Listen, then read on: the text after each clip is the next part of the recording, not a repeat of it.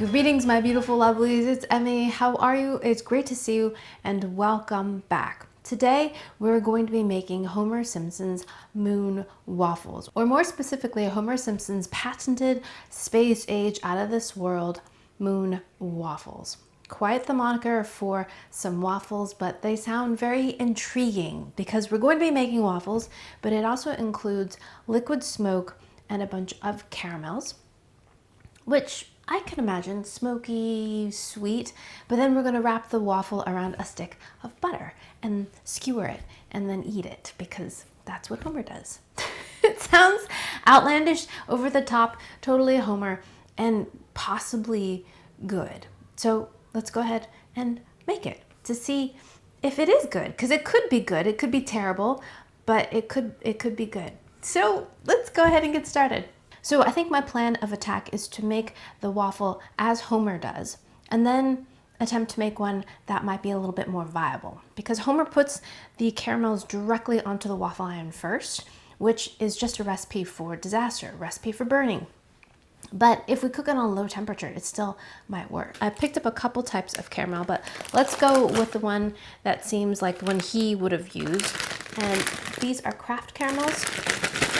Or caramels. Do you say caramels? I say caramels. So in the episode, the caramels are cubed like this. So we're going to use those. Let's remove the wrapper, which may take longer than I would like. Gosh, I haven't had... Are these still made by Brach? No, these are made by Kraft. When I was a kid, there was a candy company called Brach or Brach. I always called it Brach. And you could buy candy in bulk. And it was such a temptation. You would walk by it as your parents were shopping. Be all kinds of candies, hard candies, caramels. I remember the Neapolitan, the one that had the pink and the white and the chocolate and had coconut in it. There was another one that was really beautiful. Oh gosh. There was another one that was really attractive. It was white nougat and it had little rainbow jelly pieces in it. I remember getting one of those once and then pulling all the jelly pieces out because I was curious if each flavor was a different flavor, and they were. They're basically like the inside of a jelly bean, all surrounded by white chewy nougat. I think in Australia they call it nougat. Gosh, I haven't had one of these in a long time. Ever had one of these? Let's have one for old time's sake. Itadakimasu. Mmm. Mmm. Kind of how I remember. Very sweet, great texture, chewy, kind of a brown sugary flavor. These caramel bits, on the other hand, I've used these in a recipe where I made crock pot candy. That's where I first learned about these. These look like little garbanzo beans. I like this caramel flavor better. Different texture, a little bit more soft and grainy, less chewy, but more buttery. They're kind of soft. And these are soft too, but these are chewier and more elastic. But I like the flavor of the bits more. To me, they taste more caramelly because of the butter. Cubey ones are also typically used to dip candy apples too, or make caramel apples. So you can melt them and then dip green apples in them. Green apples or Granny Smith apples are, in my opinion, the choice for dipping into candy because they are A, nice and crunchy, and B, nice and tart. So it goes really nicely with a sweet coating. Okay, caramels are unwrapped. Now it's time to make our waffle batter. In the episode, Homer uses some ready-make pancake waffle mix. He gets it in a carton, and I'm going to be using a similar mix that I made. This is called a master mix. If you missed that episode, I'll put a link to it down below. This is essentially homemade Bisquick, which you can use to make pancakes, waffles, biscuits, pizza dough, cookies, cakes, all kinds of things using just one mix. Super handy.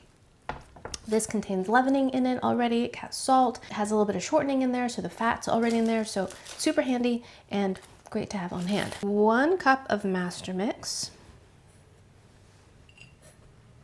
1 egg, and about a half a cup of milk. And I'm gonna eyeball this depending on how thick or thin this batter ends up being. Are you a pancake or a waffle person? It doesn't have to be either or. Some people are definitely both, but I am waffle. Yep, team waffle. Pancakes are fun. I like the kind of crispness that you can get from a waffle. I actually like waffles that have been frozen. You cook them up and then you freeze them and then you retoast them in the toaster. That's my favorite way because if they get extra crispy. Next, I have my waffle iron. This waffle iron is adjustable. And what I like about it, it has a little beep and it lets you know when it's preheated. So I typically cook my waffles on level 5 or 6, which is relatively high, but because we're dealing with caramels and I want the batter also to cook, I'm gonna cook them on a lower temperature so that the caramels of course melt and that I'm hoping the extended cooking time will cook the batter while not burning the caramels. That's the theory. So I heard the iron beep, that means up to temp. This is an all-cloud iron, waffle iron I got a while back. It's a bit heavy. You can only cook one waffle at a time. Now that I've had this for a few years, I think having a double-sided one would be kind of cool because then you can do it twice as fast because it takes a while for the waffle to cook, but I do like how it lets you know when the waffle is done.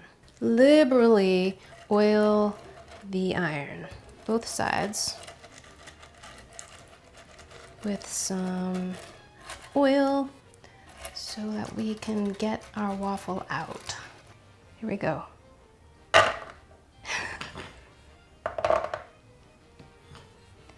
Our batter. And pour it onto the skillet. It's not a skillet, this is a waffle iron.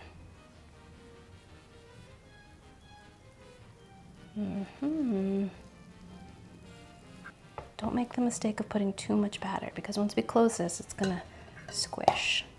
Doesn't look too bad. But here's where it gets a little unhinged. Liquid smoke. Just a few drops of that.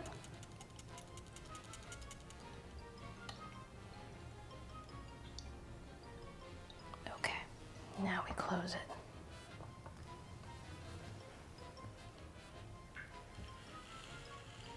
Alrighty, let's see what happens. Wow, liquid smoke is strong.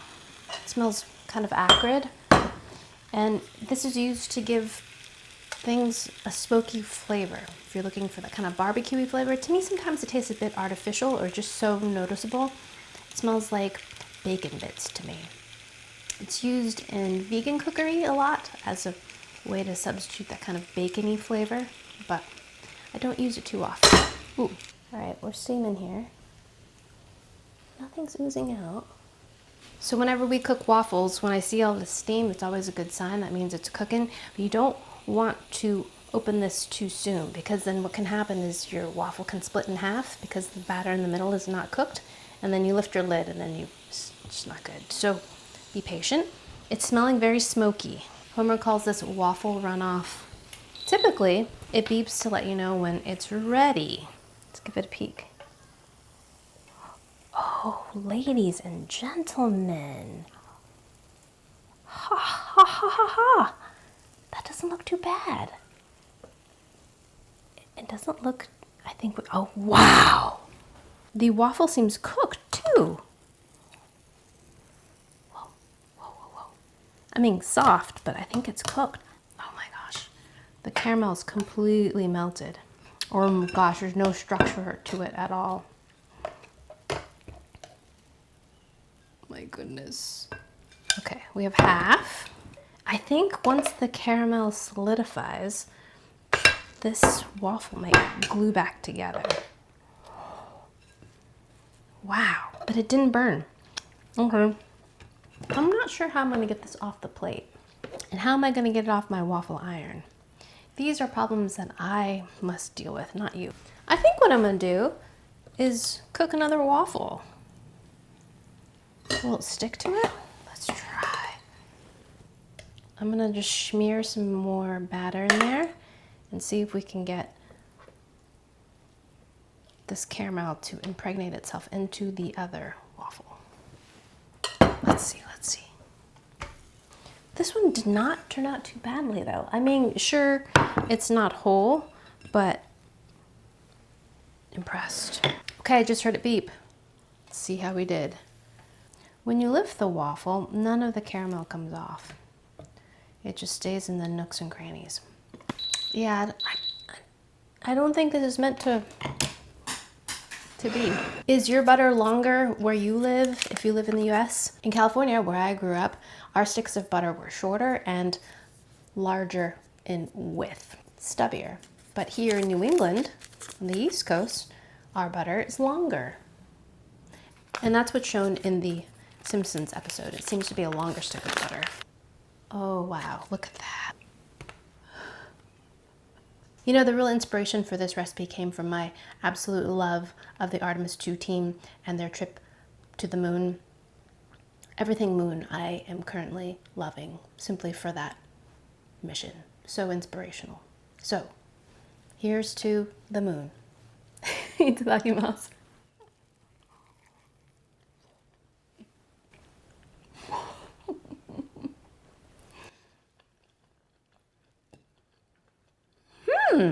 Okay, I've never taken a bite out of a stick of butter before, but butter is delicious.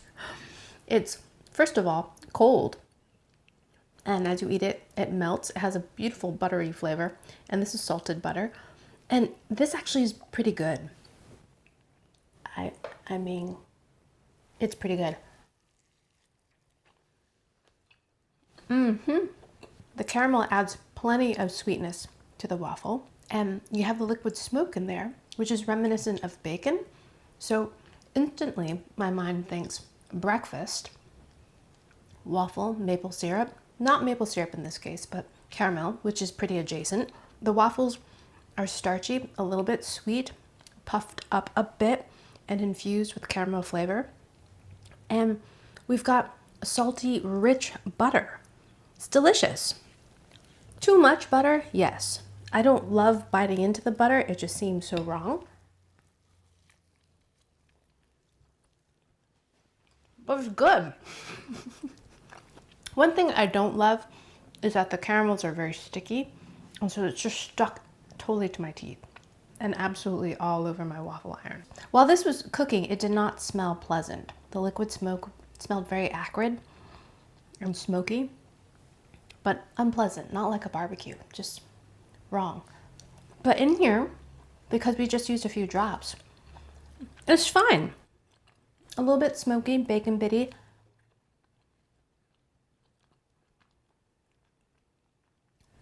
I just got some concentrated. It's a little weird, but all in all, very tasty, surprisingly so. I think it's because the caramels did not get burnt, and we've got waffle and a lot of rich, yummy butter. I think another reason why this works is because the caramels also have a buttery flavor. So that is echoed by the actual butter. It's not easy to eat, but I think this can be tinkered with. Okay. That was a smokier bite. It's strange. Yeah, that's strange. Okay, so the part that doesn't have the liquid smoke in it, fabulous. The parts with the liquid smoke, not so great. It does taste burnt and doesn't taste like bacon. If you were to put bacon in this, I think it might be interesting. But caramel waffles, there's something going on here. And a stick of butter, holy smokes. I'm not sure how to manage this without creating an absolute mess in your waffle iron. I don't think it's possible. I think it's just inevitable. But then you can't really make another one because now you've got all of this caramel in your waffle iron and it's burnt. So you really can only make one waffle before you have to wash the whole entire thing. So I've managed to eat about half of my moon waffle, quite tasty. And would I repeat it? Probably not, but would I put caramel on my waffles afterwards, like little caramel bits? Yes, yes, that's gonna be the next iteration. Cook your waffle, sprinkle the little caramel bits on top on the hot waffle. Add some butter, you're good. Let me know down in the comments if there are other fantastical things you'd like me to attempt or try. I am game. Alrighty, thanks again for watching. I hope you enjoyed that one. I hope you learned something. Please share this video with your friends. Follow me on social media, like this video, subscribe, and I shall see you in the next one. Toodaloo, take care, bye!